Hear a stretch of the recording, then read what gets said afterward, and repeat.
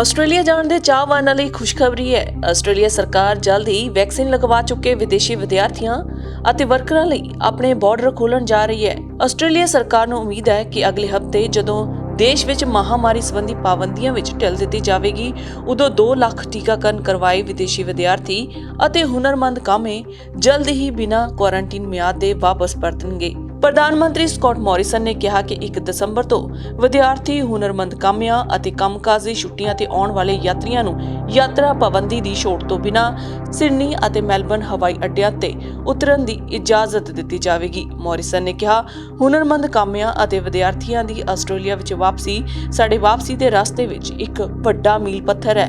Morrison ਨੇ ਕਿਹਾ ਕਿ ਸਰਕਾਰ ਨੂੰ ਜਨਵਰੀ ਤੱਕ 2 ਸ਼੍ਰੇਣੀਆਂ ਵਿੱਚ 2 ਲੱਖ ਲੋਕਾਂ ਦੀ ਆਮਦ ਦੀ ਉਮੀਦ ਹੈ। ਉਧਰ ਜਾਪਾਨ ਅਤੇ ਦੱਖਣੀ ਕੋਰੀਆ ਦੇ ਟੀਕਾਕਰਨ ਵਾਲੇ ਨਾਗਰਿਕਾਂ ਨੂੰ ਵੀ ਬਿਨਾਂ ਕੁਆਰੰਟੀਨ ਆਉਣ ਦੀ ਇਜਾਜ਼ਤ ਦਿੱਤੀ ਜਾਵੇਗੀ, ਨਾਲ ਹੀ ਮਾਨਵਤਾਵਾਦੀ ਵੀਜ਼ਾ ਤੇ ਲੋਕਾਂ ਨੂੰ ਵੀ। ਪਰ ਸਰਕਾਰ ਨੇ ਅਜੇ ਇਹ ਫੈਸਲਾ ਨਹੀਂ ਕੀਤਾ ਕਿ ਆਮ ਸੈਲਾਨੀਆਂ ਨੂੰ ਕਦੋਂ ਵਾਪਸ ਪਰਤਣ ਦੀ ਇਜਾਜ਼ਤ ਦਿੱਤੀ ਜਾਵੇਗੀ। ਮੋਰਿਸਨ ਨੇ ਕਿਹਾ ਕਿ ਉਹਨਾਂ ਨੂੰ ਲੱਗਦਾ ਹੈ ਕਿ ਆਸਟ੍ਰੇਲੀਆਈ ਲੋਕ ਸਾਨੂੰ ਅਜਿਹੇ ਕਦਮ ਜਲਦੀ ਲੈਂਦੇ ਦੇਖਣ ਲਈ ਬਹੁਤ ਉਤਸੁਕ ਨੇ। ਜਾਣਕਾਰੀ ਮੁਤਾਬਕ ਟੀਕਾਕਰਨ ਵਾਲੇ ਯਾਤਰੀ ਨਿਊ ਸਾਊਥ ਵੇਲਜ਼ ਅਤੇ ਵਿਕਟੋਰੀਆ ਆਸਟ੍ਰੇਲੀਆ ਦੇ ਸਭ ਤੋਂ ਵੱਧ ਆਬਾਦੀ ਵਾਲੇ ਰਾਜਾਂ ਵਿੱਚ ਬਿਨਾਂ ਕੁਆਰੰਟੀਨ ਕੀਤੇ ਪਹੁੰਚਣ ਦੇ ਯੋਗ ਹੋਣਗੇ। ਦੇਸ਼ ਦੇ ਘੱਟ ਟੀਕਾਕਰਨ ਦਰਾਂ ਵਾਲੇ ਰਾਜ ਦੇ ਕੁਝ ਹਿੱਸੇ ਅਜੇ ਵੀ ਮਹਾਮਾਰੀ ਪਾਬੰਦੀਆਂ ਅਧੀਨ ਨੇ।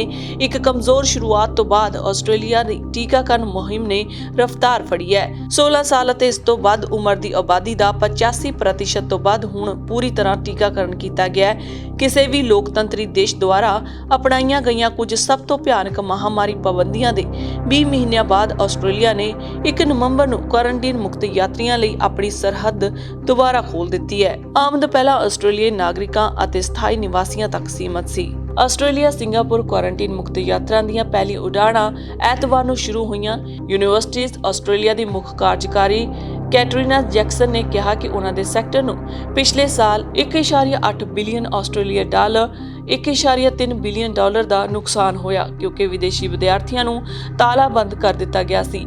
ਜੈਕਸਨ ਨੇ ਆਸਟ੍ਰੇਲੀਅਨ ਬ੍ਰੌਡਕਾਸਟਿੰਗ ਕਾਰਪੋਰੇਸ਼ਨ ਨੂੰ ਦੱਸਿਆ, ਸਾਡੇ ਕੋਲ 1,30,000 ਵਿਦਿਆਰਥੀ ਇਸ ਦੇਸ਼ ਵਿੱਚ ਵਾਪਸ ਆਉਣ ਦੀ ਉਡੀਕ ਕਰ ਰਹੇ ਨੇ। ਉਹ ਲਗਭਗ 2 ਸਾਲਾਂ ਤੋਂ ਆਨਲਾਈਨ ਪੜ੍ਹਾਈ ਕਰ ਰਹੇ ਨੇ। ਉਹਨਾਂ ਵਿੱਚੋਂ ਕੁਝ ਨੂੰ ਆਪਣੀ ਡਿਗਰੀ ਦਾ ਸਿਰਫ 1 ਸਾਲ ਹੀ ਬਚਿਆ ਹੈ। ਇਹ ਅਸਲ 'ਚ ਉਹਨਾਂ ਨੂੰ ਦੇਸ਼ ਵਿੱਚ ਵਾਪਸ ਆਉਣ ਦਾ ਸਮਾਂ ਤਾਂ ਜੋ ਆਪਣੀ ਡਿਗਰੀ ਪੂਰੀ ਕਰ ਸਕਣ ਅਤੇ ਆਪਣੀ ਜ਼ਿੰਦਗੀ ਨੂੰ ਅੱਗੇ ਵਧਾ ਸਕਣ।